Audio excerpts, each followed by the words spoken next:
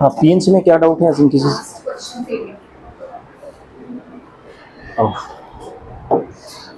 Can you tell me what was the question? PDF खोलने में भी टाइम लगेगा क्योंकि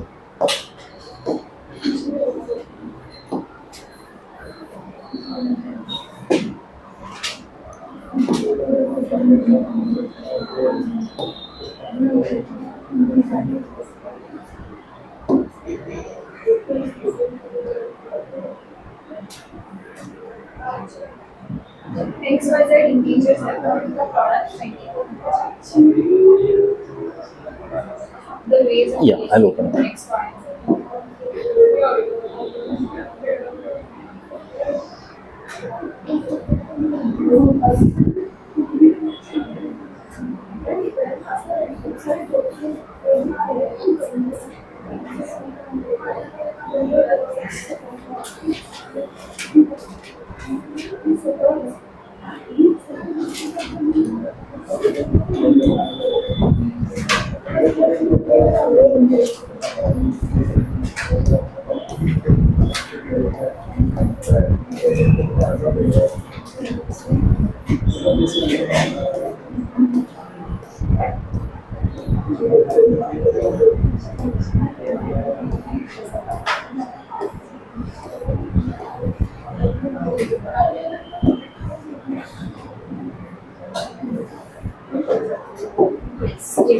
ये वाली the total number of positive integral solution xyz such that is 3 2 has been distributed, each received none, similarly 1 3 has been distributed.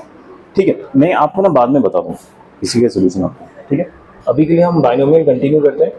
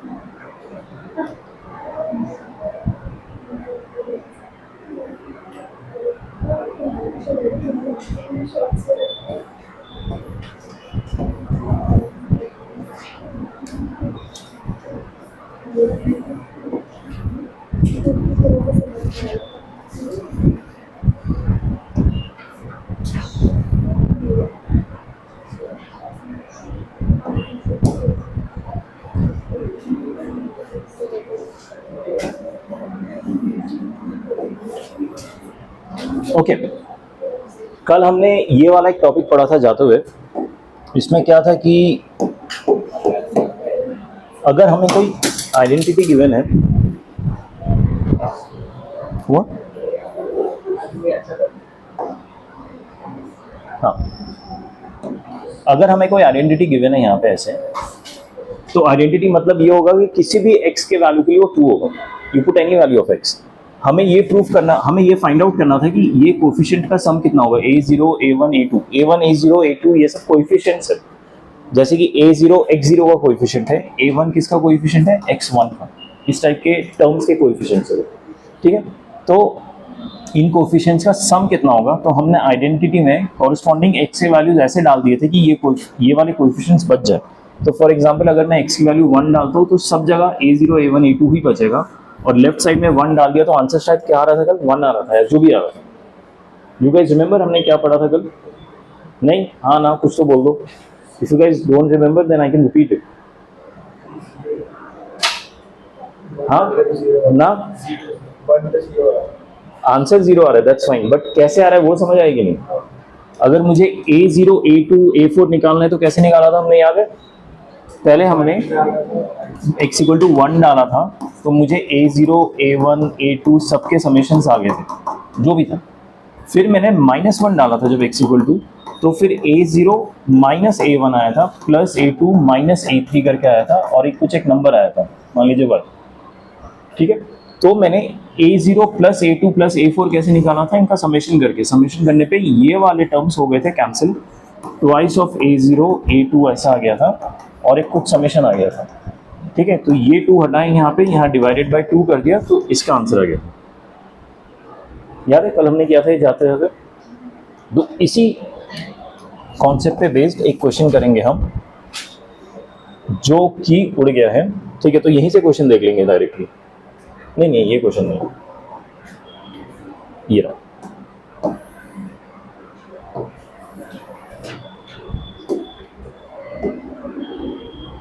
ये question देखिए, let 1 plus x plus 2x square raise to the power 20 is equal to this. एक expansion उन्होंने already खुद से expand करके दिया हुआ है, जिसमें x square x to the power 40 के सारे टर्म्स हैं, और coefficients a0, a1, a2, a40 तक गिवन है। ठीक है, तो कोएफिशिएंट के वैल्यूज नहीं गिवन है, लेकिन उनके टर्मिनोलॉजीज गिवन है। अब उन्होंने पूछा है कि a1, a3, a5 till a37 is equal to what. ठीक है, सेम लॉजिक लगा के सॉल्व करेंगे। पहले अगर मैं x इक्वल टू 1 दे देता हूँ, x इक्वल टू 1 रखा तो क्या होगा, a0 plus a1 plus a2 कहाँ तक जाएगा, a40 would be equal to what, 1 plus 1 2 plus 2 4 raised to the power 20। ठीक है, इसमें डाउट है किसी को? ठीक है, अब अगर x इक्वल टू -1 रखूँ तो क्या होगा, ऑल्टरनेट वाले सब नेगेटिव के साथ आ जाएंगे, a0 minus a1 plus a2 minus a3, last वाला a40 है तो ये पॉजिटिव के साथ ही आएगा। This would be equal to -1, मतलब ये कैंसिल हो गए, 1 - 1, सिर्फ ये बचेगा 2 टू द पावर 20। ठीक है, इसको ऐड करेंगे तो क्या सम आएगा, ऑल्टरनेट वाले सारे कैंसिल हो जाएंगे। यहाँ पे आएगा ट्वाइस ऑफ a0, नहीं यहाँ पे गड़बड़ क्या हो गया, जो कल करने वाले थे हमें a1, a3, a5 का करना है, तो हमें इसको ऐड नहीं करना, हमें क्या करना है, सब्ट्रैक्ट करना है। Minus plus minus plus minus subtract करेंगे। सब्ट्रैक्ट करने से क्या होगा कि ये जो मैंने कैंसिल किया ना, ये वाले कैंसिल नहीं होंगे, अब ये वाले कैंसिल होंगे। a0 कैंसिल हो जाएगा, a2 कैंसिल हो जाएगा, a40 कैंसिल हो जाएगा, क्योंकि मैंने इन दोनों एक्सप्रेशंस को, दोनों इक्वेशन को सब्ट्रैक्ट किया उसमें। ये वाले कैंसिल हो जाएंगे, तो अंदर क्या बचेगा, twice of a1 plus twice of a3 twice of a5 कहाँ तक जाएगा, a40 तो कैंसिल हो गया, a39 तक। This would be equal to 4 to the power 20 minus 2 to the power 20। ये समझ आया सबको क्या हुआ, यहां से हटाया 2, यहां डिनोमिनेटर में आ गया। Is that our answer? क्यों? एग्जैक्टली, देखिए इसमें जो हमारा समेशन आया ना, a1, a3, a5, a39 तक का आया ये समेशन, लेकिन सवाल में पूछा गया a1 से लेके a37 तक, राइट? मेरा a1 से a39 तक का ये आंसर आ गया, लेकिन मुझे इसका एक टर्म पहले a37 है, वो 37 तक का आंसर चाहिए था। 38 क्यों नहीं है, क्योंकि 38 यहाँ पे कैंसिल हो गया होगा इवन वाले। ऑड में यहाँ तक का मुझे आंसर चाहिए, और इसको फिर मैं RHS में ले जा सकता हूँ a39 को, राइट? सो LHS में मेरा a1 plus a3 plus a5 till a37 रहेगा, एंड RHS में आ जाएगा ये वाला term 420 minus 2 to the power 20 divide by 2 minus a39। अब मेरा आंसर आ जाएगा। ठीक है, अब सवाल है a39 निकाले कैसे, that is the main question है। ये सब निकालना तो आसान था कि x की वैल्यू 1 - 1 डाल दी तो आ गया, लेकिन a39 कैसे निकालेंगे? a39 मतलब क्या, x टू द पावर 39 का कोएफिशिएंट,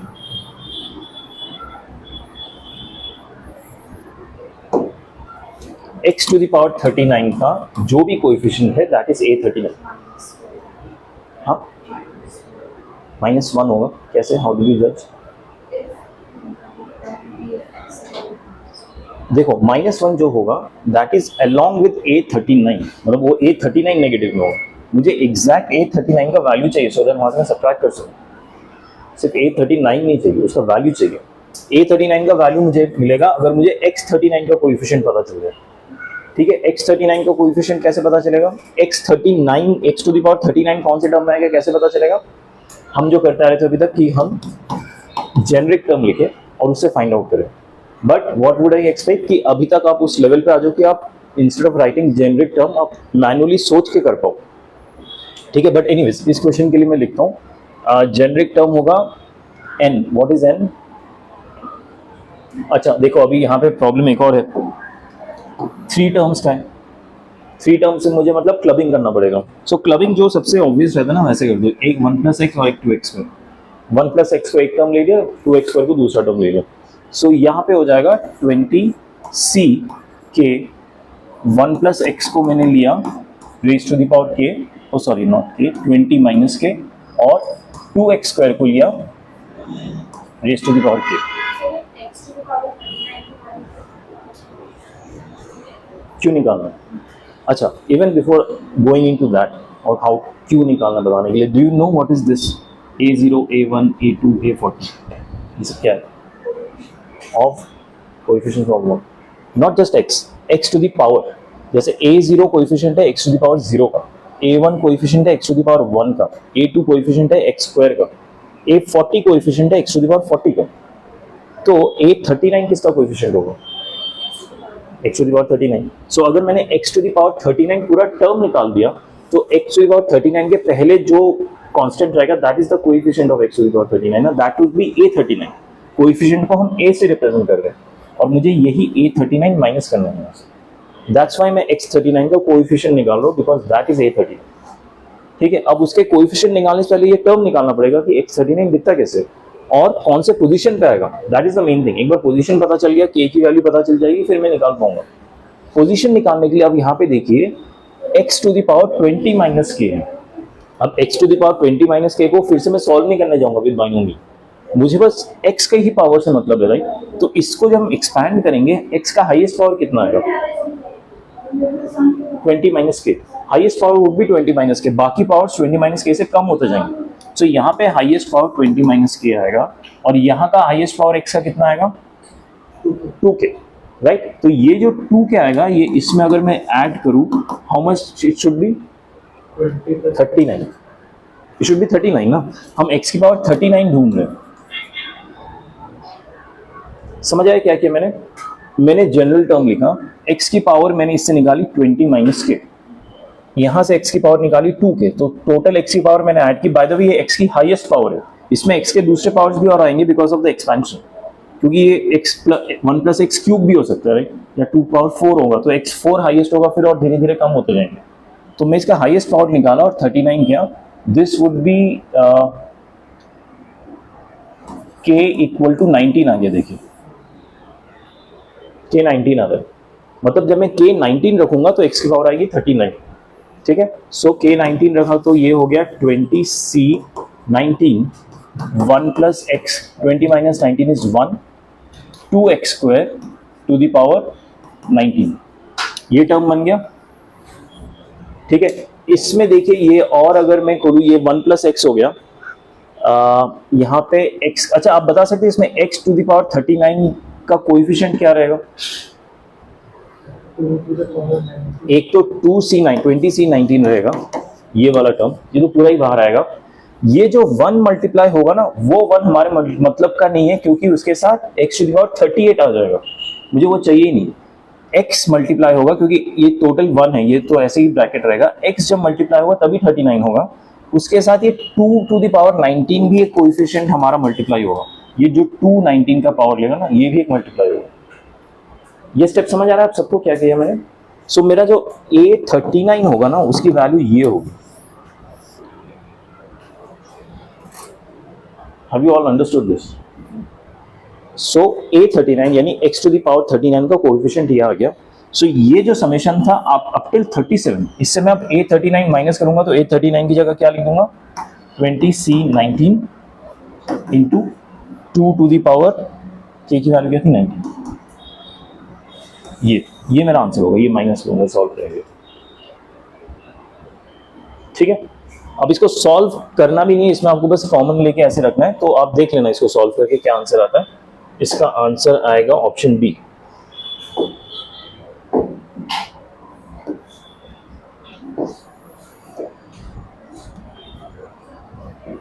ये देखिए, ये आंसर आएगा, कॉमन वगैरह लेके ना ये आंसर आएगा। ये एक बार घर पे सॉल्व कीजिए इनको। कॉन्सेप्ट यही है, कॉन्सेप्ट इसके अलावा और कुछ है नहीं। ठीक है, सो फाइनल आंसर निकालिए, अगर कोई डाउट होता तो पूछ लीजिएगा मुझे क्लास में। ओके, अब है एप्लीकेशन ऑफ बाइनोमियल थ्योरम। अभी तक हमने क्या सीखा है, बाइनोमियल में एक्सपेंशन कैसे करते हैं, अलग अलग टर्म्स के कोएफिशिएंट्स कैसे निकालते हैं, जेनेरिक टर्म कैसे लिखते हैं, जेनेरिक टर्म के हिसाब से हम कोई स्पेसिफिक टर्म की वैल्यू कैसे निकाल सकते हैं, स्पेसिफिक टर्म का कोएफिशिएंट कैसे फाइंड आउट कर सकते हैं। ये सब हमारे कॉन्सेप्ट्स है बाइनोमियल के। अब इनके एप्लीकेशंस देखेंगे कि किसी भी क्वेश्चन में जो डायरेक्टली बाइनोमियल रिलेटेड क्वेश्चन ना हो, लेकिन उसमें हम बाइनोमियल यूज करके सॉल्व कैसे करते हैं क्वेश्चंस को। ठीक है, इसमें भी 3-4 टाइप्स ऑफ क्वेश्चन होते हैं, तो एक एक टाइप करके हम कवर करेंगे।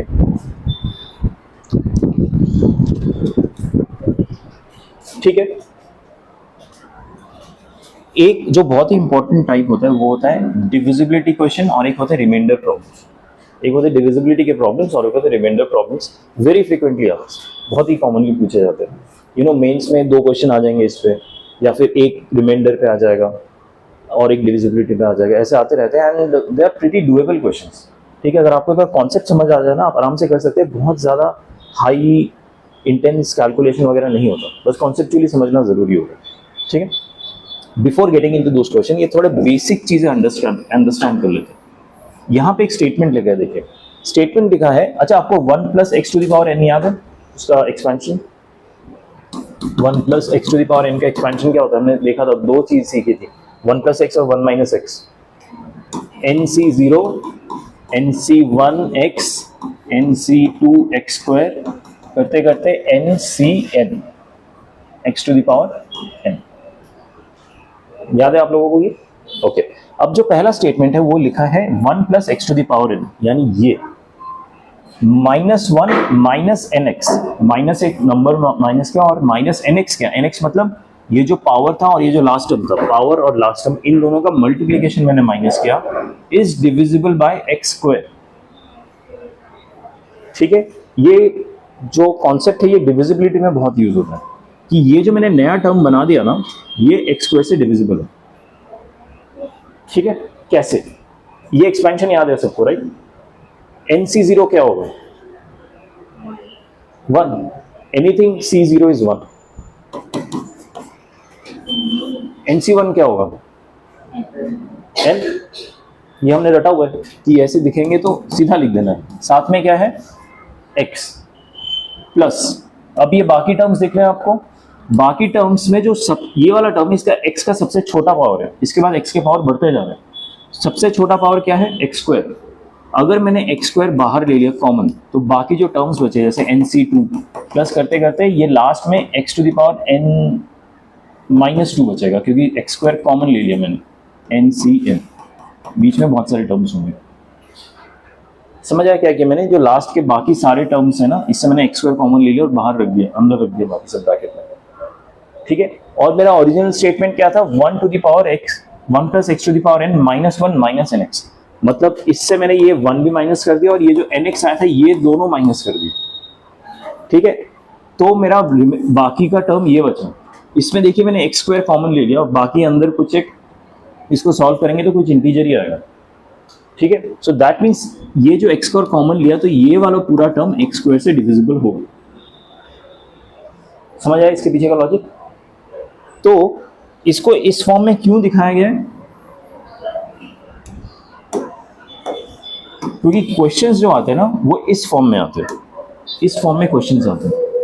तो क्वेश्चंस को आइडेंटिफाई करने में इस फॉर्म में याद रखना जरूरी है कि 1 + x⁴n -1 - nx is divisible bye x²। इस फॉर्म में याद रखना इसलिए जरूरी, क्वेश्चन इस फॉर्म में आएंगे तो ये फॉर्म याद होगा ना, तो क्वेश्चन देके जज कर पाएंगे, हाँ इस तरह से कुछ सोल्यूशन आना चाहिए इसमें। ऑब्वियसली स्ट्रेट फॉरवर्ड सोल्यूशन होगा नहीं, उसमें भी दिमाग लगाना पड़ेगा, लेकिन आपको इतना आइडिया जाएगा कि इस तरह से मैं आगे बढ़ना।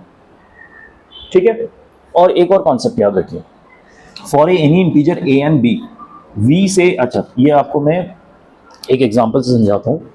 क्या मैं कह सकता हूँ 10 इज डिविजिबल बाय 5? कह सकता हूँ, राइट? कैन आई से 10 is divisible bye 3? Why not? मैं ऐसे भी तो लिख सकता हूँ ना, 3 इंटू 10/3, आंसर तो 10 ही आ गया। But still we don't say कि 10 इज डिविजिबल बाय 3। क्यों?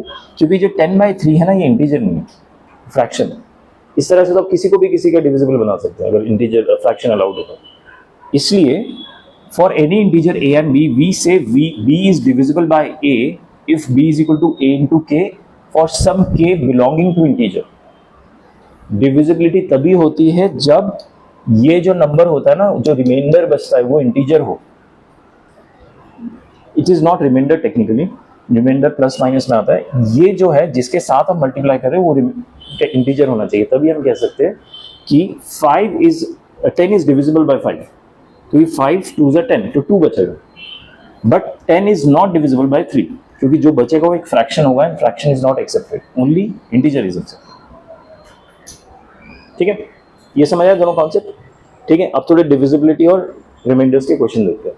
आराम से देखना, इस पे इंपॉर्टेंट ये चीज है कि ये सब क्वेश्चंस हमको घर जाके प्रैक्टिस करने पड़ेंगे, क्योंकि each question is a type of question, अलग अलग टाइप के हर एक क्वेश्चन।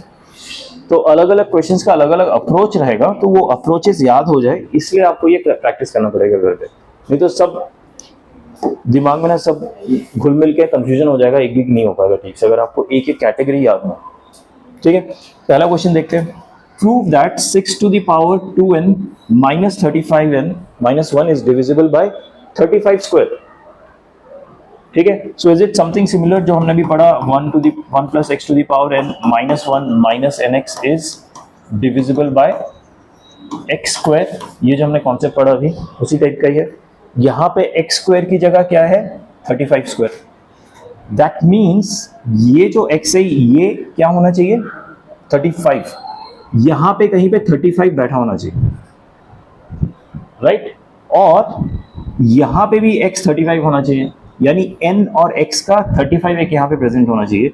तो यहाँ पे देखिए 35 प्रेजेंट है, तो आप ये आइडेंटिफाई कर पा रहे हो, और -1 तो है ही, राइट? सो ये जो 6 to the power 2n है, इसको मुझे इस तरह से कुछ लिखना चाहिए, 1 plus x to the power n, right? तो सबसे पहले तो मैं क्या करूंगा, वो यहाँ पावर में n लाने के लिए ये 2n हटा दूंगा, ऊपर जो 2n है ना, ये 2n का 2 हटा दूंगा, सिर्फ n रख दूंगा।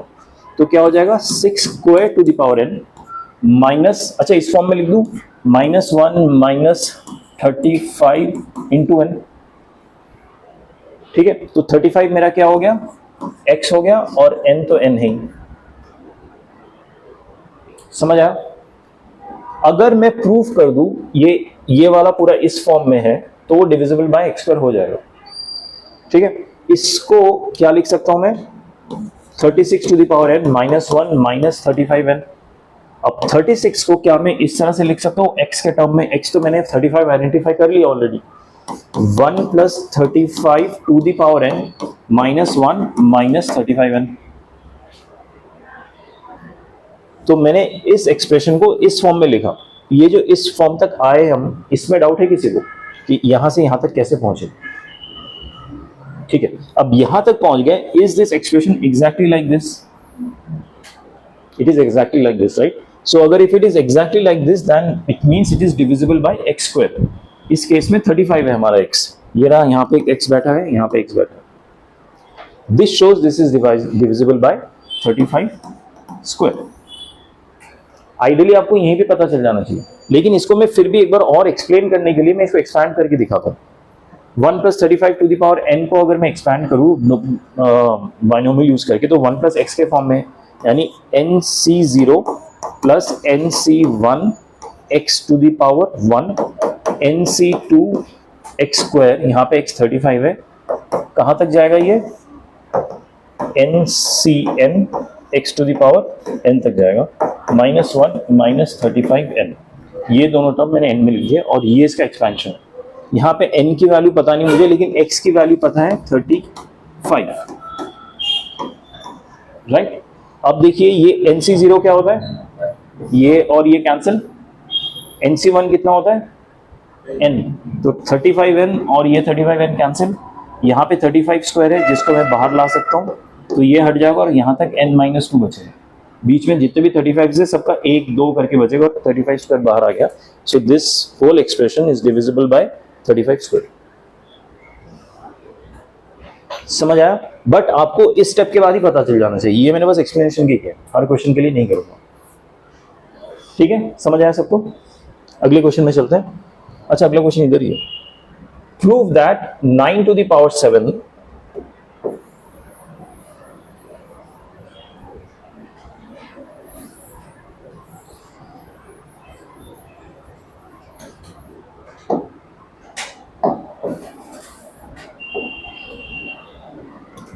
9 to the power 7 plus 7 to the power 9 is divisible by 64। ठीक है, अब देखिए इसमें तो ये फॉर्म में आ ही नहीं रहा, जो फॉर्म हमने सीखा था उस फॉर्म में नहीं आ रहा, लेकिन इतना मुझे दिख रहा है कि डिविजिबल बाय 64 पूछा है, तो एटलीस्ट मैं 64 को क्या 8 स्क्वायर लिख सकता हूँ। अगर 8 स्क्वायर के टर्म में लिखा तो मे बी इसको मैं इस फॉर्म में लाने की कोशिश तो कर सकता हूँ। तो अगर 8 स्क्वायर है मतलब x की वैल्यू 8 होनी चाहिए, इतना समझ आ गया मुझे। तो x 8 एक इंपॉर्टेंट इंटीजर है जो इसमें मैं क्रिएट करना चाहता हूँ। क्या इसमें मैं 8 क्रिएट कर सकता हूँ? 9 to the power 7 plus 7 to the power 9 में इसमें मैं 8 क्रिएट कर सकता हूँ। कैसे होगा? 1 plus 8 to the power 7। ठीक है, आइडियली मुझे इसमें भी 8 क्रिएट करना चाहिए, तभी कुछ बाइनोमियल के थ्रू हम सॉल्व कर सकते हैं। तो इसको मैं 8 minus 1 to the power 9 लिख सकता हूँ। ठीक है, अच्छा ये तो 1 plus x के फॉर्म में आ गया, बट ये 1 minus x के फॉर्म में नहीं है, ये x minus 1 के फॉर्म है। तो हमें कन्वीनियंस किस में होता है? 1 minus x के फॉर्म में, राइट? क्योंकि उसका एक्सपेंशन मुझे याद है। तो इसको मैं 1 minus x के फॉर्म में लिख दूं। इसको अगर 1 minus x के फॉर्म में लिखूंगा मतलब नेगेटिव कॉमन लेना पड़ेगा, बाहर पावर 9 है तो पूरा नेगेटिव बाहर आ जाएगा, राइट? ये बन जाएगा 1 plus 8 to the power 7 minus 1 minus 8 to the power 9। मुझे अब प्रूफ करना है this is divisible bye 8 square. अगला स्टेप क्या होना चाहिए, आपको क्या लगता है? देखिए अभी इसके पहले वाला जो एक्सप्रेशन था ना, इसको करते हुए मैंने आपको लास्ट में थोड़ा एक्सप्लेन करके दिखाया कि अगर मैं एक्सपैंड करूं तो कैसे वो बिहेव हो रहा है। जब आपको ऐसा मिल जाता है और आपको समझ नहीं आ रहा अगला कोई ऐसा स्टैंडर्ड स्टेप है कि नहीं, आप एक्सपैंड कर दीजिए, बस दैट्स इट। ठीक है, एक्सपैंड करके देखिए वेयर इट टेक्स यू। तो इसको मैंने अगर एक्सपैंड किया तो फर्स्ट होगा 7c0, अगला होगा 7c1 इंटू 8, अगला होगा 7c2 इंटू 8 स्क्वायर। ये समझ आ रहा है इसका एक्सपेंशन क्या करूंगा? अच्छा 8 स्क्वायर के बाद की टर्म्स की जरूरत है मुझे नहीं, क्योंकि मुझे 8 स्क्वायर से डिविजिबिलिटी प्रूफ करना है। तो अगर 8 स्क्वायर कॉमन ले लिया तो बाकी बाद में तो होंगे 8 स्क्वायर, 8 क्यूब होगा, 8 to the power 4 होगा, वो हायर होंगे। ठीक है, सो इसको मैं आगे डॉट डॉट डॉट करके छोड़ सकता हूँ। ठीक है, बाकी टर्म्स की जरूरत नहीं है, इसे मैं लिख नहीं रहा। फिर माइनस ऑफ, ये देखिए क्या है, ये 1 minus x to the power 9 है, तो ये होगा 9c0। फर्स्ट टर्म में नेगेटिव आता है 1 minus x एक्सपेंशन में, जो ऑड पोजीशंस होते हैं, रादर जो ऑड वाले ये होते हैं ना कॉम्बिनेशंस, उसमें नेगेटिव आता है 9c1x प्लस 9c2x स्क्वायर, फिर अगला माइनस में करके कंटिन्यू, क्योंकि x स्क्वायर आ गया तो मैं रुक गया और नहीं लिखा मैं। एक सॉरी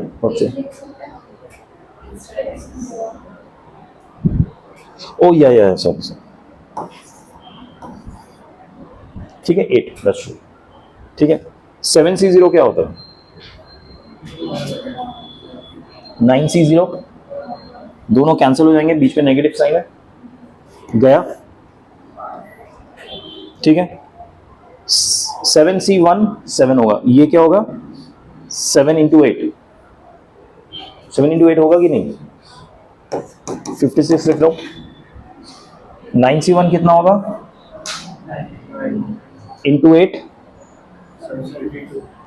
नेगेटिव के साथ है, बाहर एक और नेगेटिव है, नेगेटिव नेगेटिव पॉजिटिव हो जाएगा, मतलब इसके पास आके क्या हो जाएगा ऐड।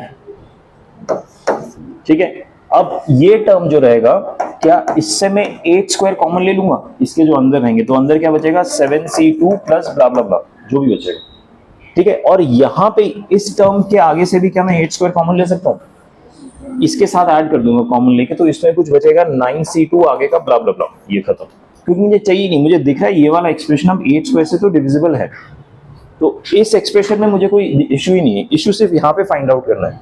इसका समेशन क्या होगा, 8 और 128 प्लस 8 स्क्वायर इंटू, इसको पूरे को मैं k लिख दे रहा हूँ, 8 स्क्वायर इंटू k लिख दे रहा हूँ, ये जो भी आएगा वो k लिख रहा हूँ। 128 is it divisible by 64 twice, 64 2 is 128, ये तो 64 से डिविजिबल है ही, यानी ये पूरा एक्सप्रेशन 64 से डिविजिबल है। ठीक है, these are very important conceptual question, इसमें कॉन्सेप्ट याद होने चाहिए और ये आज से प्रैक्टिस करके होंगे। ठीक है, इसलिए please definitely practice at home. अगले क्वेश्चन में चलता है, होपिंग कोई डाउट नहीं है, डाउट हो तो पूछ लीजिएगा।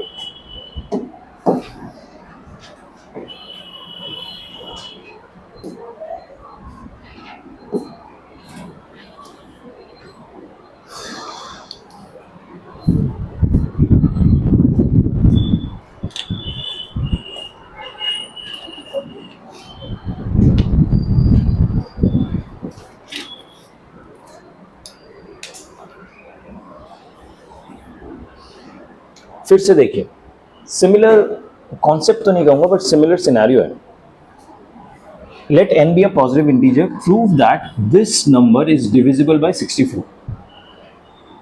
ठीक है, जैसे ही डिविजिबिलिटी का क्वेश्चन आया तो यहां से मुझे x मिलने के चांसेस रहते हैं। अगर 64 को मैं 8 स्क्वायर कर दूं तो x मेरा 8 हो जाता है। दैट मीन्स ये जो एक्सप्रेशन है इसको मुझे कुछ 8 के टर्म्स में लाने।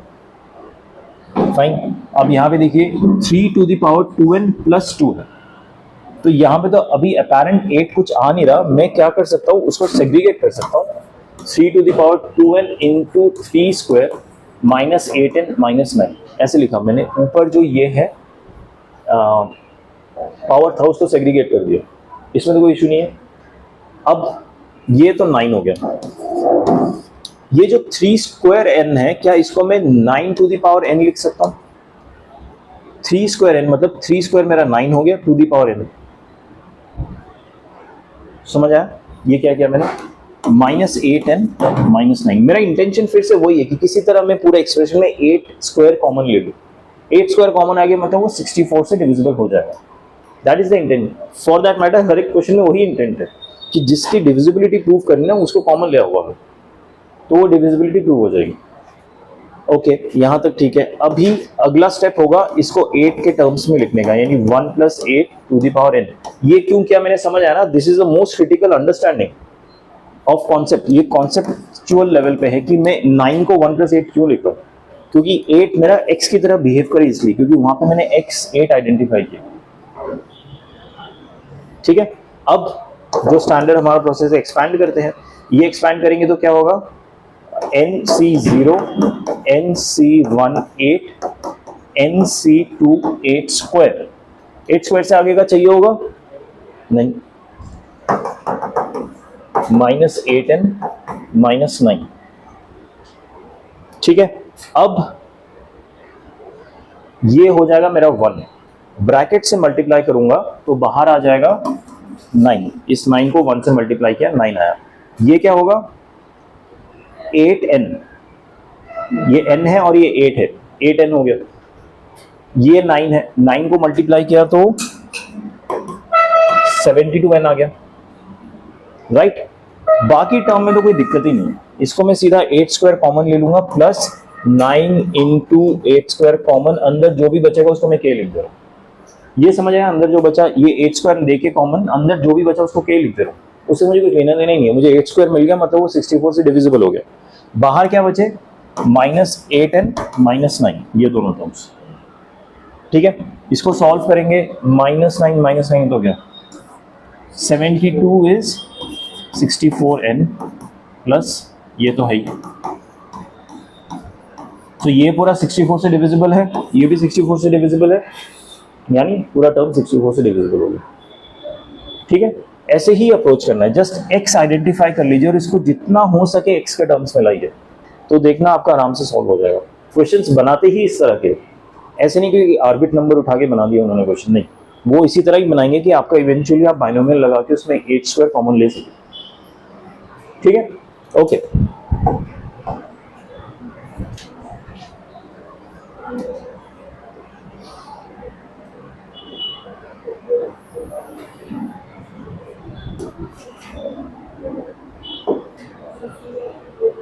ठीक है, ये एक और टाइप ऑफ क्वेश्चन आता है डिविजिबिलिटी में। क्वेश्चन देखिए, prove that 13 to the power 2n plus 1 फिर एक और प्लस 1 है इज डिविजिबल बाय 14।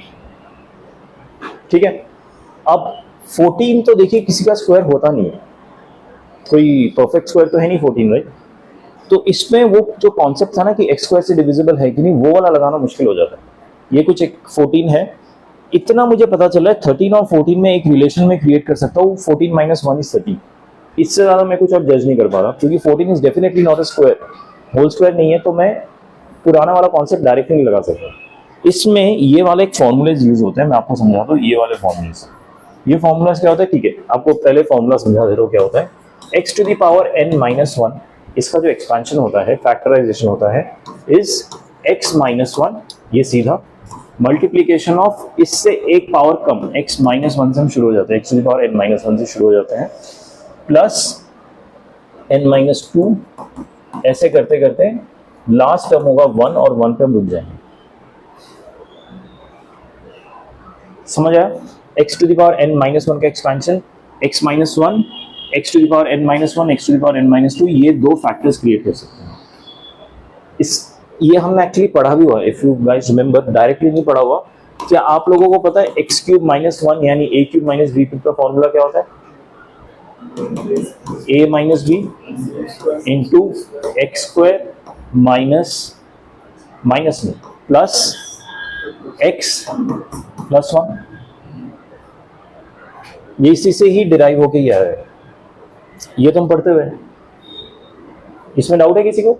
ये फॉर्मूला याद रहेगा इसी के बेसिस पे जो हमें ऑलरेडी पता है। दूसरा क्या होता है हमारा, x to the power n plus 1। ठीक है, इसका एक्सपेंशन होगा x प्लस 1, यहाँ पे एक कम से शुरू हो जाएगा, लेकिन यहाँ पे ध्यान दीजिए ये जो प्लस है ना, ये ऑल्टरनेट इस पे नेगेटिव होता रहेगा, इस चीज का ध्यान रखिएगा। x to the power n minus 2 plus x to the power n minus 3, ऐसे करते करते वो एंड तक जाएगा। ठीक है, इसमें भी हमने क्या पढ़ा था, x क्यूब प्लस 1 का एक्सपेंशन क्या था, x plus 1 into x square minus x plus 1। हमने इसको कैसे याद रखा था, a square plus b square minus ab, ऐसे याद रखने का तरीका था हमारा। बट एक्चुअली एक्सपेंशन ऐसे होता है, ये वाला फॉर्मूला यूज करते। The important thing you have to keep in mind कि जो माइनस वाला फॉर्मूला है ना, ये हर एक n वैल्यू के लिए वैलिड है। n बिलोंग्स टू एनी, क्या होल नंबर होता है क्या, नेचुरल नंबर होता है, हाँ, एनी इवन इंटीजर जो भी है, डजंट मैटर। ठीक है, लेकिन जो प्लस वाला फॉर्मूला है that is only valid for odd integers. ठीक है, माइनस वाला फॉर्मूला एनी वैल्यू, प्लस वाला फॉर्मूला सिर्फ ऑड नंबर्स के लिए वैलिड है। मतलब आप इससे x to the power 5 plus 1 भी निकाल सकते हैं, लेकिन x to the power 4 plus 1 नहीं निकाल पाएंगे, क्योंकि यहाँ पे इवन है इसलिए। But this is not true for negative, मतलब x to the power 4 minus 1 आप इस फॉर्मूले से निकाल सकते हैं, कोई दिक्कत नहीं है। ठीक है, समझ आ गया ये फॉर्मूलाज। अब इन्हीं फॉर्मूलाज के बेसिस पे हम इन क्वेश्चंस को अटेम्प्ट करेंगे जहां पे ये होल स्क्वायर प्रेजेंट नहीं है।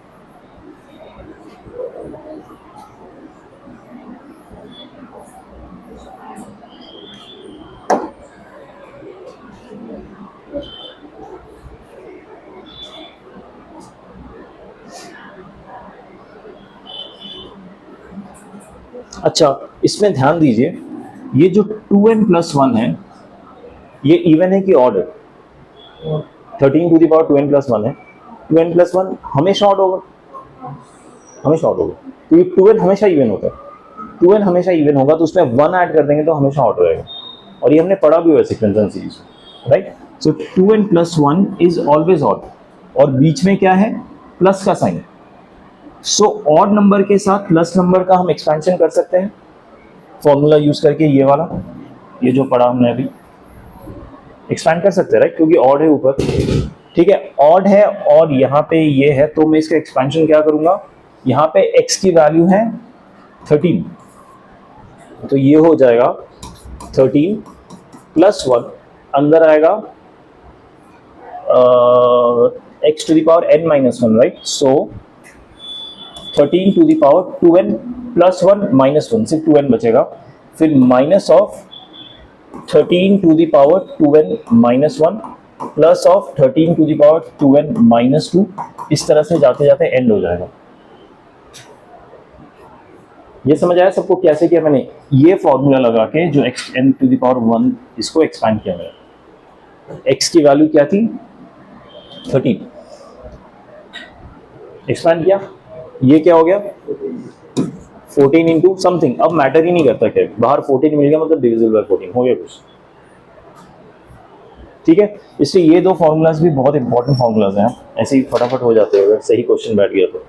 इसमें जो डिफिकल्ट पार्ट है ना वो है आइडेंटिफाई करना कि मैं इसको करूंगा कैसे। अगर आपने वो कैच कर लिया ना इसमें हम ये फॉर्मूला से कर सकते हो, तो एक स्टेप का क्वेश्चन है, ठीक है। आगे बढ़े, ओके।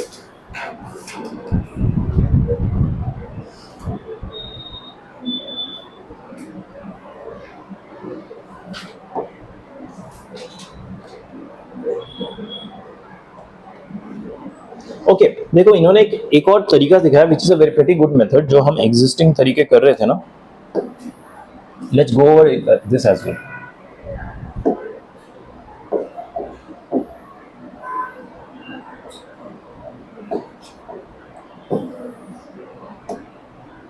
देखिए इन्होंने क्या किया है, ये जो 13 था इसको 14 माइनस 1 लिखा, 14 माइनस 1 लिखा है, और ये प्लस 1 तो एंड में रह ही गया, फिर 14 माइनस 1 को ना इन्होंने एक्सपैंड किया।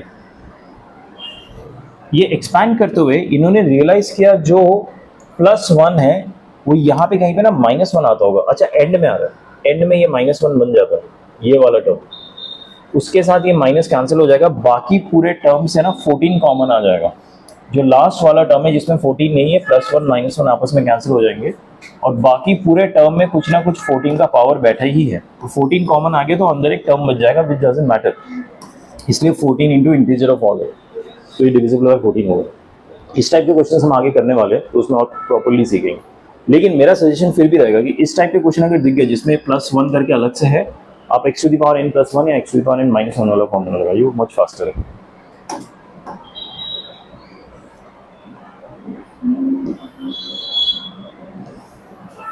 ओके अभी तक हम क्या क्वेश्चन कर रहे थे, डिविजिबिलिटी के, कि कोई एक एक्सप्रेशन दिया है और एक पर्टिकुलर नंबर से डिविजिबल है कि नहीं। अगला जो क्वेश्चन है दैट इज रिमाइंडर का question, remainder when 3 to the power 63 is divisible by 26,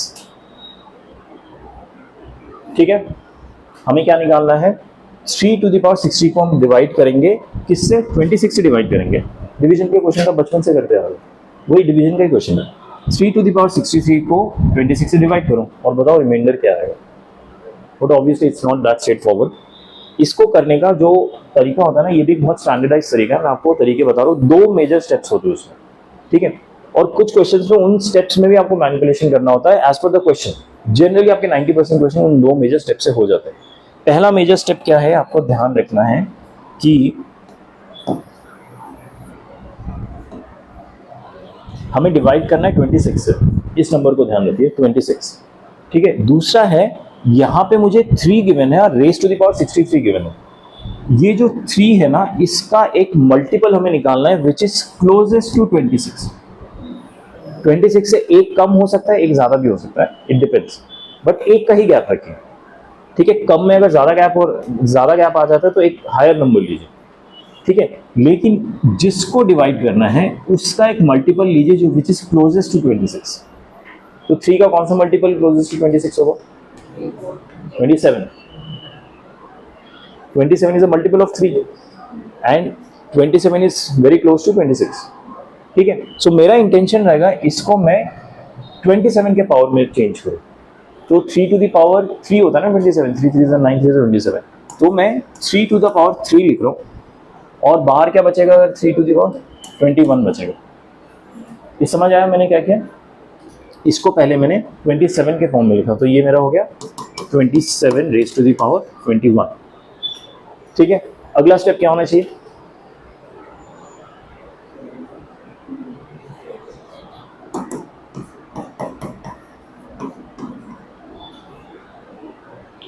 ठीक है, ये स्टेप्स ऑर्गेनिकली आ रहे।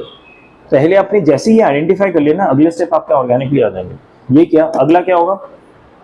21C0, 21C1, 26, 21C2, 26 स्क्वायर करते करते 21C21, 26 to the power 21।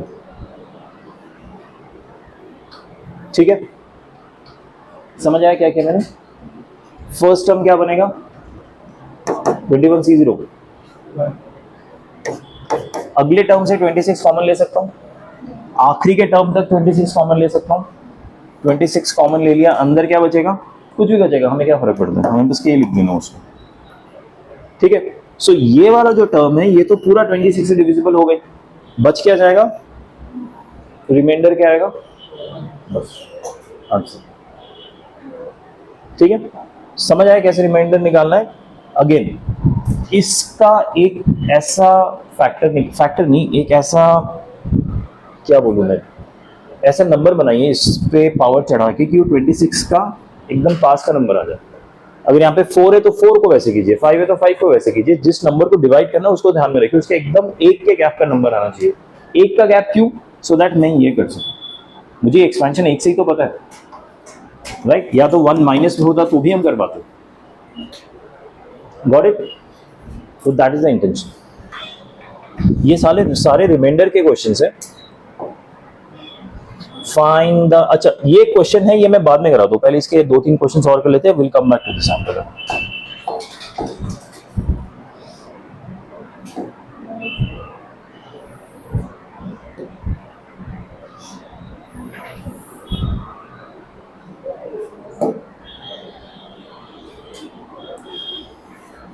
If lambda is a remainder when 2 to the power 2021 is divided by 17, then the value of lambda must be equal to, ठीक है, question क्या दिया है? Lambda is a remainder, basically हमें remainder निकालना है।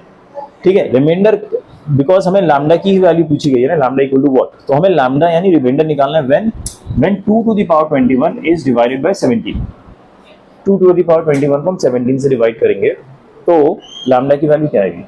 Reminder क्या आएगा? बेसिकली वही कॉन्सेप्ट, 17 के हम क्लोजेस्ट जाएंगे, 2 के कौन से पावर में अगर हम जाए?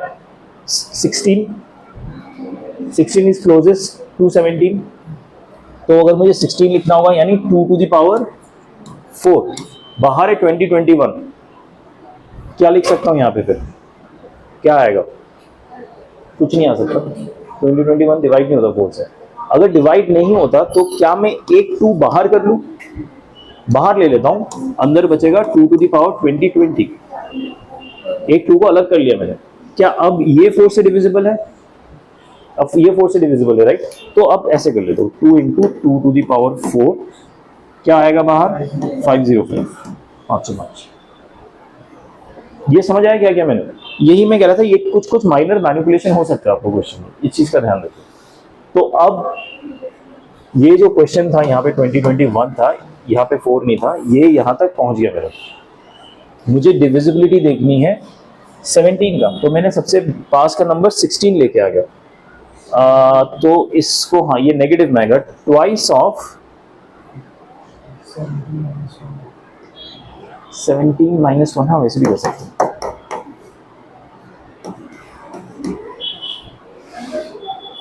ठीक है, ये समझ आया सबको क्या किया मैंने? अब ध्यान दीजिए, हमने जो सीखा था 1 minus x to the power n का एक्सपेंशन सीखा था, यहाँ पे x minus 1 to the power n, इसको भी हम डायरेक्टली एक्सपैंड कर सकते हैं, इसमें कोई दिक्कत नहीं है। ठीक है, बट थोड़ा ध्यान रखना कि हम अब इसको एक्सपैंड कर रहे हैं, तो ये वाला मत चिपकाते रहना फॉर्मूला, इसको अलग से सोच के लगाना फिर। ठीक है, सो अगर मैं इसको एक्सपैंड करूंगा तो क्या आएगा? ट्वाइस ऑफ, पहला टर्म होगा 505C0, लेकिन इसके बाद 17 का पावर क्या आएगा? 505 आएगा इन दोनों का डिफरेंस, और -1 का पावर 0 चला जाएगा, तो मैं -1 लिख नहीं रहा हूँ। इसमें क्या हो रहा है ना, हाईएस्ट पावर फर्स्ट टर्म बन जा रहा है। 1 - x में हाईएस्ट पावर लास्ट टर्म बनता है, फर्स्ट टर्म 1 बनता है, अभी तक हम जो देखते आ रहे थे। इसमें उल्टा हो रहा है, क्योंकि x पहले है तो हाईएस्ट पावर पहला आ गया। अगला क्या होगा देखिए, -505 C1 17 टू द पावर 504, और x -1 टू द पावर 1 आ जाएगा, तो -1 टू द पावर 1 आएगा, इसलिए मैंने यहाँ पे माइनस लिखा। समझ आया सबको क्या किया मैंने एक्सपेंशन? ऐसे करते करते फर्दर एक्सपेंशन होता रहेगा। लास्ट टर्म लिख लेते हैं, last term would be 505 C 505, 17 की पावर हो जाएगी 0, और -1 का पावर क्या हो जाएगा 505, यानी इसके साथ माइनस साइन आ जाएगा।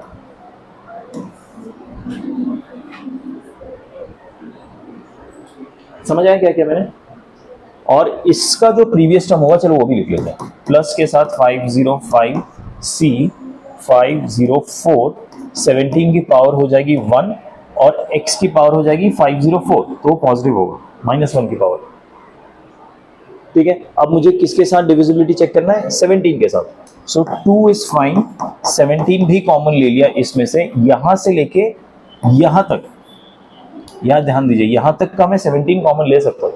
17 कॉमन ले लिया तो उसको मैं k लिख देता हूँ, जो भी रहेगा डजंट मैटर क्या बच गया अंदर। लेकिन ये जो लास्ट टर्म है ये क्या है?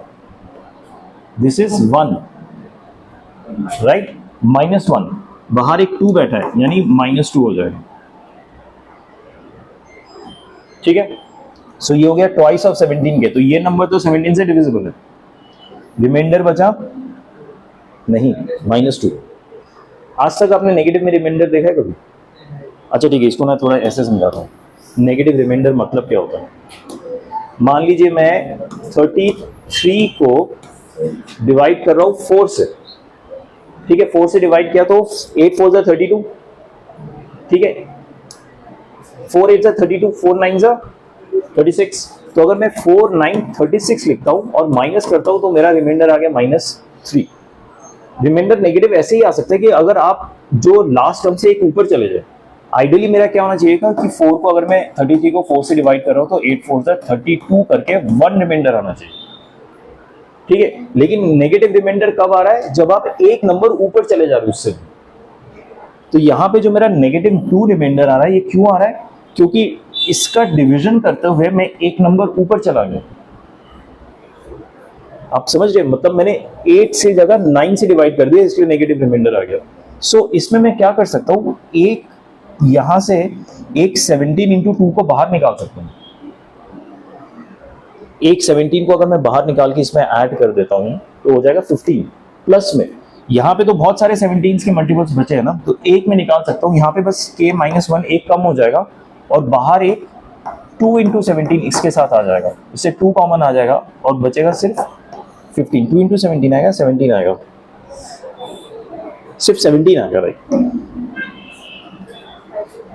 ठीक है। या फिर इतना सब तिगड़मबाजी सोचने से अच्छा है कि अगर आपका नेगेटिव में रिमाइंडर आ जाता है तो किसकी डिविजिबिलिटी थी? 17 की ना, उससे -2 कर दीजिए, बस वो आंसर होगा। नेगेटिव आया, पॉजिटिव कैसे करना है? जिससे डिविजिबिलिटी थी उसको ऐड कर दीजिए 15, ये आपका रिमाइंडर होगा। नेगेटिव आया था -3, किसकी डिविजिबिलिटी ढूंढ रहे थे? 4 की, इसमें 4 ऐड कर दीजिए 1, ये एक्चुअल रिमाइंडर है, ठीक है। तो जब भी नेगेटिव रिमाइंडर आएगा, जिससे डिविजिबिलिटी निकालनी है उसको ऐड कर दीजिए, जो बचेगा 15 वो आंसर होगा आपका। समझ आए क्वेश्चन? एनी डाउट बताइए। हाँ, ओके ओके।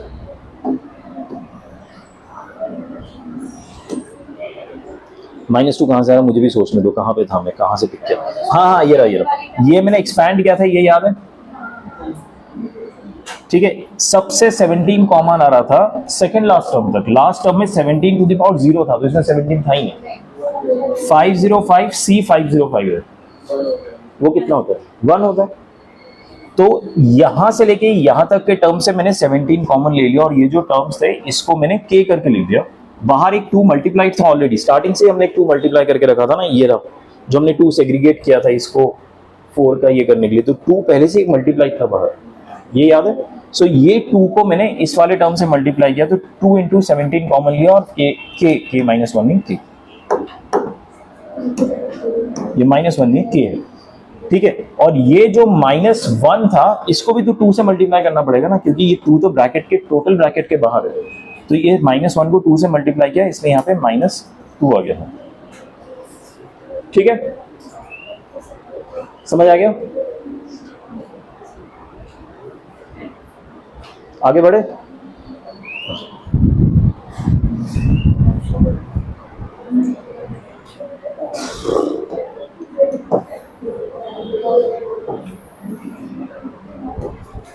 आज के ना बहुत इंपॉर्टेंट टॉपिक्स है ये दोनों, डिविजिबिलिटी और रिमाइंडर।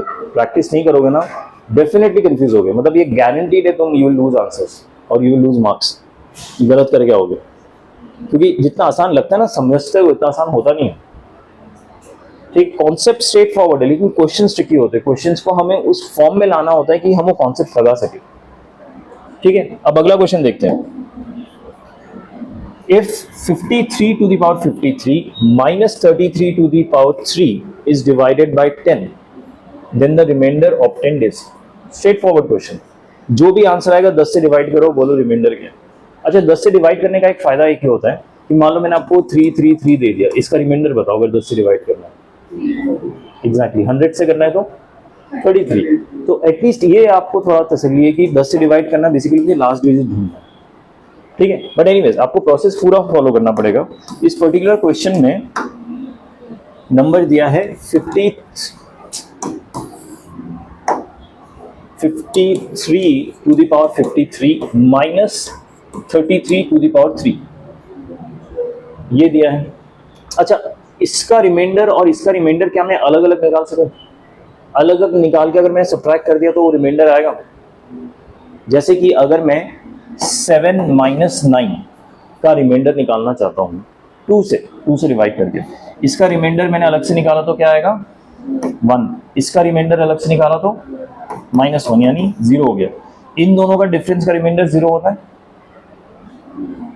-2 रिमाइंडर 0, ठीक है। सिमिलरली मैं इसका रिमाइंडर अलग निकालूंगा, इसका निकालूंगा, सब्ट्रैक्ट कर दूंगा, जो रिमेनिंग होगा वो आंसर होगा रिमाइंडर का। समझ आएंगे यहाँ तक? ओके, तो इसमें पहले ये निकाल लेते हैं because this one looks easy. इसमें क्या कर सकते हैं हम, देखो अभी 10 से डिवाइड करना है तो हमने जो लॉजिक सीखा था स्क्वायर वाला वो तो यहाँ पे लग नहीं सकता। दूसरा होता है कि हम 10 के नियरेस्ट मल्टीपल पे लेके जाए, ठीक है। हाँ, अब 10 के नियरेस्ट मल्टीपल पे ले जाने के लिए अभी तक जो क्वेश्चंस कर रहे थे ना वो यहाँ पे छोटे नंबर होते थे और डिविजिबल वाले नंबर बड़े होते थे, कि यहाँ पे 3 प्रेजेंट है और मुझे करना है 26 से डिवाइड, तो 3 स्क्वायर 3 क्यूब करके मैं 26 के पास ले जाता था। यहाँ पे देखो उल्टा हो रहा है, यहाँ पे जिस नंबर से डिवाइड कर रहा है वो छोटा है इस नंबर से, ठीक है। इसमें भी अप्रोच सेम रहेगा, जस्ट इसमें क्या रहेगा ना कि हम पास के डिविजिबिलिटी वाले नंबर पे ही सेग्रीगेट कर लेंगे। तो इसको मैं ना 30 प्लस 3 टू द पावर 3 करके सेग्रीगेट कर लूंगा। क्यों? क्योंकि मुझे पता है 30 क्लीन नंबर, वो 10 से डेफिनेटली डिवाइड हो गई। 3 का मुझे बस सॉर्ट आउट करना है कि 3 से डिवीजन जो भी होगा उसमें रिमाइंडर क्या बचेगा, ठीक है। अगेन एक्सपैंड 3C0, हाँ अभी एक्सपेंशन ध्यान से करना है, हाँ जो भी बाइनोमियल के हमारे फॉर्मूले से वो ध्यान रखना। 30 टू द पावर क्या होगा 3 और 3 टू द पावर 0 होगा। अगला होगा 3C1 30 to the power 1 and 3 to the power 1 30 to the power 2 3 to the power 1, ठीक है। 3C2 30 to power 1 and 3 to the power 2 3C3 30 to the power 0 3 cube, ठीक है। अभी यहाँ पे 30 क्यूब है, यहाँ पे 30 स्क्वायर है, यहाँ पे 30 है, ये सारे 10 से डिविजिबल होंगे। 30 कॉमन ले लिया, अंदर रख दिया के। एक्चुअली अब 10 ही कॉमन ले लो, 30 भी कॉमन लेने की जरूरत नहीं, इससे 10 10 10 तो कॉमन ले ही सकते हो ना। 10 की डिविजिबिलिटी है तो 10 ही कॉमन लिया। लास्ट में क्या बचा नंबर, उसको सॉल्व कर दो। 1 into 1 into 27, 3 to the power 3, तो ये 10 से डिविजिबल है, यहाँ आएगा 27, 27 10 से डिविजिबल है, कितना रिमाइंडर होगा 7। पार्क इट, याद रख लीजिए सेकंड टर्म का रिमाइंडर आ रहा है 7। कैसे आया रिमाइंडर, वो बाइनोमियल एक्सटेंशन करना, बस मैंने यहाँ पे 33 को 30 प्लस 3, हमेशा अप्रोच ये रखना है कि actually most of the questions में ना इस टाइप के 10 या 100 की ही डिविजिबिलिटी पूछेंगे, ताकि आपको ये सब नाटक करने में आसानी हो, क्योंकि इतने भी वो बेरहम नहीं है, बेरहम है पर इतने भी नहीं है कि आप पागल ही हो जाए। तो इस वाले क्वेश्चन में आपको थोड़ा सा सहूलियत देंगे कि 10 या 100 की डिविजिबिलिटी पूछेंगे, ठीक है। सो 30 प्लस 3 हो गया, चलो इसको मैं हटा रहा हूँ, रिमाइंडर 7 था इसका, इतना याद रखेंगे। अब इसका क्या करना चाहिए, सेम 53, ठीक है। थोड़ा ध्यान से करेंगे क्योंकि इसमें पावर बहुत बड़ा है, यहाँ पे 3 था तो हमने सारे टर्म्स लिख दिए थे, ठीक है। यहाँ पे पावर इतना बड़ा है, 53C0, 50 की पावर 53, 3 का कुछ नहीं आएगा, प्लस 53C1, 50 का पावर 52, 3 का पावर 1, 53C2, हाँ थोड़े लिख लेता हूँ, 3 स्क्वायर, ये मैंने फर्स्ट 3 टर्म्स लिख लिए। अब लास्ट के टर्म्स लिखता हूँ उनके बिहेवियर अंडरस्टैंड करने के लिए। पहले मैं सेकेंड लास्ट टर्म लिख लेता हूँ, सेकेंड लास्ट टर्म होगा 53C 52 into 50, difference 1, 3 to the power 52, और लास्ट टर्म होगा 53C 53, this to the power 0 हो जाएगा तो वो मैं नहीं लिख रहा हूँ, 3 टू द पावर 53। ये जो मैंने एक्सपैंड किया ये समझ आएगी नहीं, सबसे पहले ये बताइए, बाइनोमियल एक्सपेंशन है, standard, nothing new, x plus y to the power n, वही एक्सपेंशन है, ठीक है। ये एक्सपेंशन समझ आया। अच्छा, इसमें 50 का पावर प्रेजेंट है, इसमें 50 का पावर प्रेजेंट है, इसमें है, इनफैक्ट सेकेंड लास्ट टर्म तक 50 प्रेजेंट है, तो इनसे मैं 10 कॉमन ले सकता हूँ, 10 की डिविजिबिलिटी चाहिए, 10 कॉमन ले लिया, अंदर कुछ बच गया k, इररिलेवेंट, क्या बचा डजंट मैटर, 10 से ये डिविजिबल हो गया। लास्ट टर्म क्या बचा, 1 plus 3 to the power 53,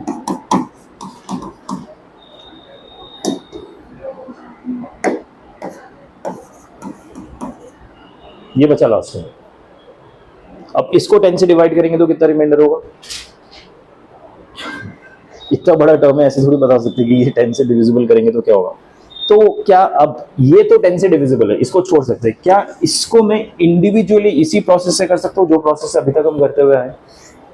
3 to the power 53 को 10 की डिविजिबिलिटी पे जज करना है कि कितना रिमाइंडर बचेगा, ठीक है।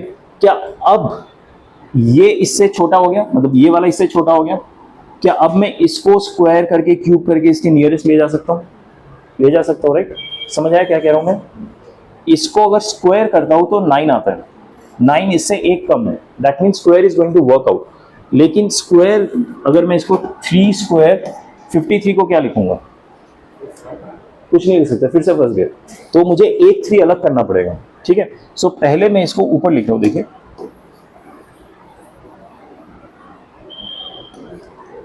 3 टू द पावर 53 को 3 इंटू 3 टू द पावर 52 लिख रहा हूँ, जस्ट सो दैट मैं इसको स्क्वायर कर सकूं, क्योंकि 53 के साथ मैं स्क्वायर अलग नहीं कर पा रहा था। तो 3 into 3 square to the power 26, इसमें डाउट है किसी को, okay.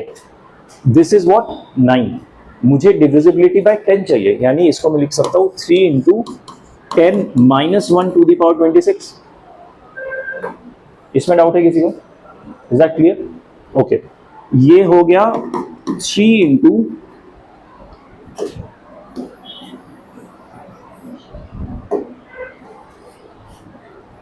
10C1, no sorry 10C0, 10 to the power 10 minus 1 to the power 0, तो I can ignore that क्योंकि 0 पावर पे है। अगला टर्म होगा माइनस, क्योंकि यहाँ पे माइनस है, तो ध्यान दीजिए 10C1, oh sorry 26,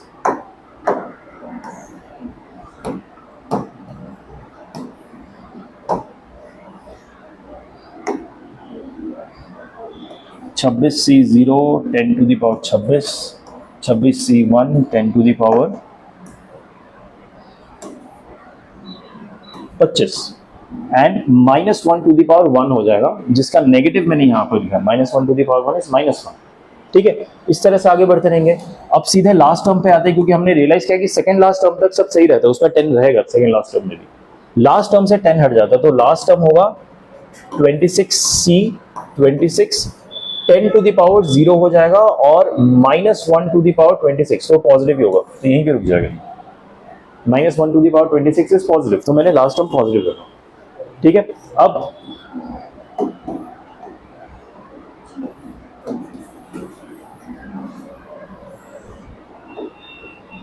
ध्यान दीजिए 3 टाइम्स इन सबसे 10 कॉमन आ सकता है, इसके सेकंड लास्ट टर्म तक 10 कॉमन आ गया, अंदर लिख दिया के, मैटर नहीं करता क्या बचा अंदर, 10 कॉमन आ गया, वही चाहिए था मुझे। प्लस 26c 26 इज 1, 30 के 10 से डिविजिबल प्लस 3, 10 से डिवाइड करेंगे तो रिमाइंडर क्या बचेगा 3। ठीक है, सो 53 टू द पावर 53 को 10 से डिवाइड करो तो रिमाइंडर कितना आया, इसमें डाउट है किसी को? -33 पावर 3 का रिमाइंडर कितना था, रिमाइंडर कितना आ गया -4 एक्सेप्टेबल है, इस पे क्या ऐड करेंगे 10 जिससे डिवाइड कर रहे हैं, आंसर क्या आ गया 6। ठीक है, इसमें 6 है क्या आंसर? हाँ 6 है। देखिए again I repeat, please repeat this question at home all of them, else आप कॉन्सेप्ट भूल जाएंगे पूरा। अभी तो क्लास में सब बैठे एक साथ आवाज निकलती है, आंसर समझ आ रहा है, घर पे तो अकेले होंगे ना, तो अकेले करना पड़ेगा, दिमाग काम नहीं करता। ये आपने फील किया है कभी कि क्लास में तो हो जाता है, घर पे क्यों नहीं होता यार? इसलिए क्योंकि कॉन्सेप्ट कितना पर्सनली आपको समझ आया वो समझ नहीं आता, वो आप स्ट्रगल करेंगे, डाउट पूछेंगे तो ही क्लैरिफाई होगा। ठीक है, इसलिए please practice at home.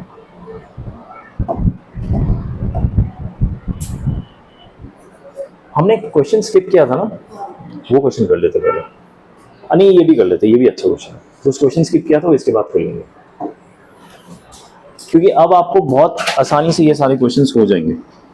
Question बढ़िए, find last 2 digit of 32 power 32, last 2 digit of 30 to the power 32. It's another way of asking find the remainder when 32 power 32 is divided by, अच्छा last 2 digit नहीं, last digit है, is divided by 10। जब आप किसी number को 10 से divide करते हो तो लास्ट डिजिट आ जाता है क्यों? वही पूछा हमने, find last digits of 32 to power 32 या फिर find reminder when 32 to power 32 is divided by 10। Both means the same thing. अगर आपको यहाँ पे लास्ट 2 डिजिट पूछा जाता सिर्फ, तो आप डिवाइड बाय 100 करते। 3 तक का तो अभी तक पूछा नहीं है, बट 10 एंड 100 का पूछा है। लास्ट 1 डिजिट पूछा है, मतलब डिवाइड बाय 10 कीजिए और रिमाइंडर कितना बता दीजिए। लास्ट 2 डिजिट पूछा है, डिवाइड बाय 100 कीजिए, रिमाइंडर कितना बता दीजिए। समझ आया? स्टैंडर्ड क्वेश्चन कैसे सॉल्व करेंगे? 32 रेज़ टू द पावर 32 को डिवाइड बाय 10 करने पे रिमाइंडर कितना आएगा ये फाइंड आउट करना है। सो क्या लिखेंगे इसको?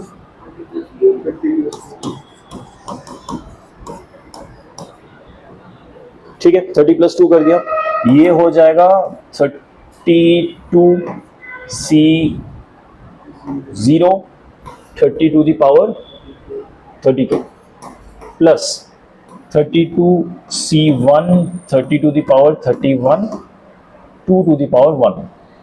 लास्ट टर्म तक चले जाएंगे, लास्ट टर्म आएगा 32C32 30 पावर 0 हो जाएगा तो हटा देंगे, 2 टू द पावर 32 लिख देंगे। ठीक है, ये टर्म से 10 कॉमन ले लेंगे, इससे 10 कॉमन ले लेंगे, इसका जो सेकंड लास्ट टर्म है उससे भी 10 कॉमन ले लेंगे। ठीक है, क्योंकि इसके सेकंड लास्ट टर्म में 30 टू द पावर 1 आएगा, तो 10 कॉमन लेंगे, अंदर जो बचा कचरा उसको वैसे ही रहने दो, कुछ नहीं करना। लास्ट टर्म क्या बचा? 1 × 2 टू द पावर 32। ठीक है, लास्ट टर्म बचा 2 टू द पावर 32। अब इसमें ना गेम हो गया, डिविजिबिलिटी बाय 10 कैसे फाइंड आउट करेंगे, क्योंकि 2 टू द पावर 5 एग्जैक्ट 10 हो जाता है, इसमें कैसे डिविजिबिलिटी फाइंड आउट करें?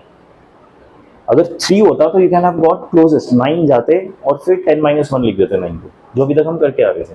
लेकिन 2 हमें डिविजिबिलिटी बाय 10 देखना है, तो मुझे इसके नियरेस्ट नंबर पे जाना है, एक कम या एक ज़्यादा, यानी 9 या 11 चलता है, लेकिन ये तो एग्जैक्ट 10 मिल जा रहा है। ठीक है, इस केस में हम क्या करेंगे, ऑनेस्टली आई कांट रिकलेक्ट, मुझे एक बार देखना पड़ेगा। 8 कैसे? ओ या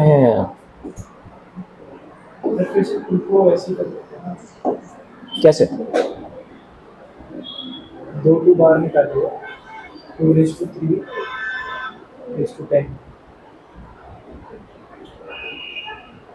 नहीं समझा मुझे। 2 बार निकाल दिया, तो 2 to the power 30 बचा, हाँ, that is not divisible by 10। और फिर 2⁻3 किया, 8 आया। रुक के 2 raised to the power 3 क्या 8 कहाँ आया? फिर 8, अच्छा 2 raised to the power 3 is 8, हाँ, Okay. फिर 10 किया, हाँ तो 8 आया, 8 आया, 8 को आप 2 किया। ओके, ठीक है, ट्राई करेगा। मैंने किया नहीं, मैंने उस टाइप से सोचा ही नहीं, क्योंकि मेरे ख्याल से इससे आसान तरीका है, बट ठीक है वो तरीका भी सोच लेते हैं कि अब हम 2 to the power 32 सॉल्व करते हैं। क्या आंसर 8 है क्या? आई डोंट नो, नहीं 6 आंसर है। ठीक है, अब देखो कैसे करना है। 2 to the power 32 की डिविजिबिलिटी बाय 10 में रिमाइंडर कितना आएगा ये फाइंड आउट करते हैं।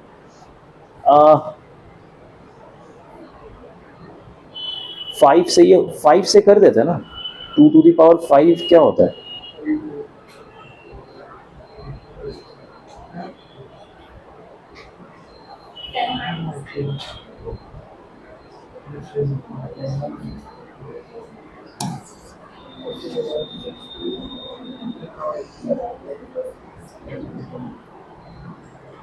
टू स्क्वायर अलग किया, यहाँ पे 30 आया।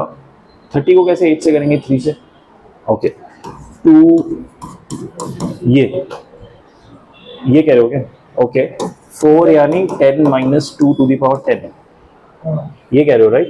इक्वल टू 4 times 10C0 10 की पावर 10 -2 छोड़ दो, फिर अगला टर्म आएगा 10C1 10 की पावर 9, यहाँ पे माइनस आ जाएगा, 2 का क्या आ जाएगा? 9, 1 कैसे? ओ सॉरी 1, या करते करते लास्ट टर्म आएगा 10C10 10 का पावर 0 हो जाएगा, 2 का पावर 10 हो जाएगा, -2 का पावर एक्चुअली।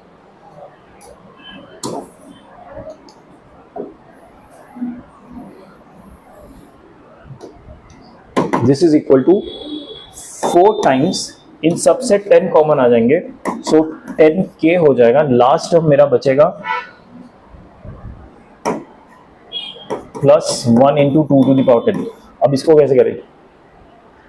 सर अभी छोटा हो गया ना, और फिर से करें, ठीक है। एनीवेज मैं एक और तरीका बताता हूँ आपको। पावर 10 102 और 7 कर देते हैं।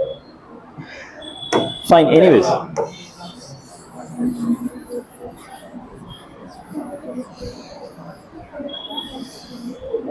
एक्चुअली आपने जो 2 to the power 3 करके 8 माइनस किया ना, 10 - 2, आई थिंक उसको और आप बेटर कर सकते हैं, वो उस लेवल पे सोचिए। एनीवेज लास्ट टर्म हमारा 232 आ गया था और डिविजिबिलिटी बाय 10 चेक करना था राइट?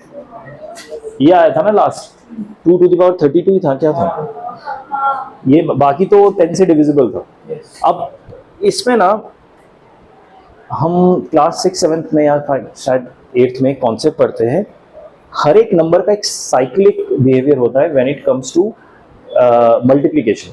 जैसे 2 का अगर मैं मल्टीप्लिकेशन करता हूँ, 2 1 से 2 होता है 4 6 8 और फिर आ जाता है 0।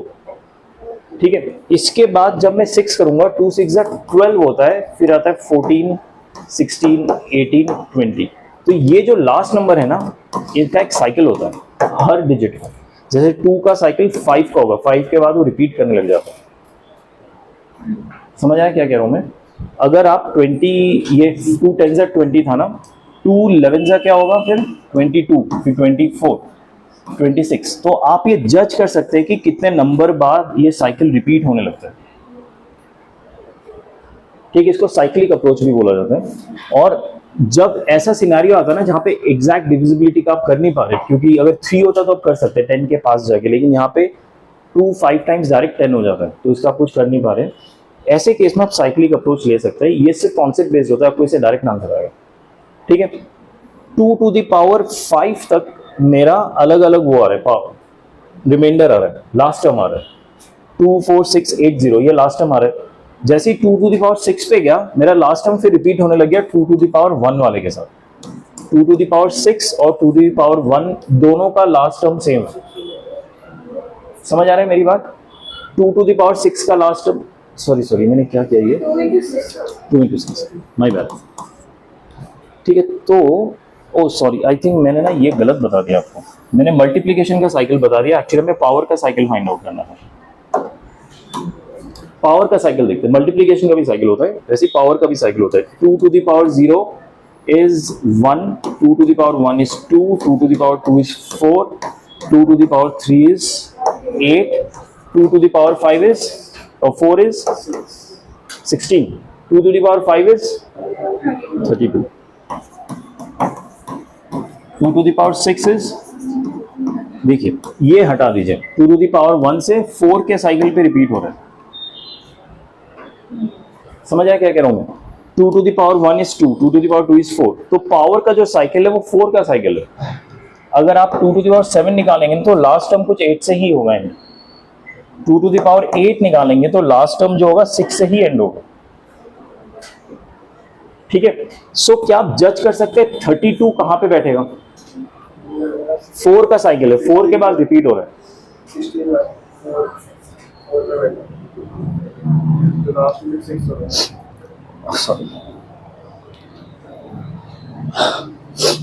ओके, 32 4 का साइकिल है, 4 के बाद रिपीट होता जा रहा है। 32 मतलब 4 8 जा 32, मतलब ऐसे 8 रो बनेंगे और एंड में क्या आएगा? 32 वाला आएगा, 2 to the power 32, 2 to the power 31, ऐसे आएगा, राइट?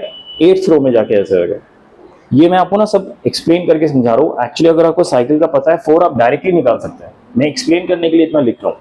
ठीक है, 4 का साइकिल है, वो निकालने के लिए आप एक रो लिख लीजिए कि कैप से रिपीट होने लगेगा, उसका नंबर उतना नंबर ऑफ टाइम्स उसका साइकिल होगा। सो 2 to the power 32 डेफिनेटली यहाँ पे आ रहा है, यानी 4th पोजीशन पे आ रहा है। First second third 4th position पे आ रहा है। 4th पोजीशन मतलब लास्ट नंबर 6 से एंड हो रहा होगा। ठीक है, अगर 6 से एंड हो रहा है तो 10 से डिविजिबिलिटी करेंगे तो हमारा रिमाइंडर 6 आएगा। समझ आया? देखिए, अगर 2 to the power 32 की जगह कोई और नंबर आता हम आराम से निकाल लेते थे, अभी तक हम नहीं किया। क्योंकि 2 to the power 32 आया तो हमने साइक्लिक बिहेवियर का यूज किया, डिवीजन मेथड। ये डिवीजन मेथड का साइक्लिक बिहेवियर होता है जो हम प्राइमरी में पढ़ते हैं। आप लोग भूल गए होंगे क्योंकि बहुत पहले की बात है। हम क्या करते हैं, इसे पावर में करके एक साइकिल फाइंड आउट कर लेते हैं। जो हम प्राइमरी में पढ़ते हैं मल्टीप्लिकेशन का पढ़ते हैं, ये पावर का होता है। ठीक है, पावर में भी ऐसे रिपीट होगा, ऐसे 3 का भी होता है, 5 का भी होता है। 5 का साइकिल बता सकता है कोई? 5 to the power 1 is 5, 2 is 25, 3 is एक का साइकिल है। इसमें जैसे 4 का साइकिल है ना, 4 के बाद रिपीट हो रहा है, 5 में 1 का साइकिल है। ठीक है, सो क्योंकि मुझे पता है 4th पोजीशन पे रिमाइंडर 6 आएगा, तो 32nd पोजीशन में 4 का साइकिल है, तो 4 8 से 32, ये भी 4th पोजीशन पे बैठेगा, इसलिए इसका रिमाइंडर 6 आएगा। That's how we get the answer 6. Okay, ठीक है। कल एक क्वेश्चन हमने जो स्किप किया था, आज क्वेश्चन हम कल कर लेंगे, और उसके बाद शायद हमारा नया टॉपिक, हाँ ग्रेटेस्ट टर्म वाला टॉपिक कल हम करते हैं। कल नहीं, कल तो छुट्टी है, फ्राइडे को। ठीक है, I'll see you on Friday then.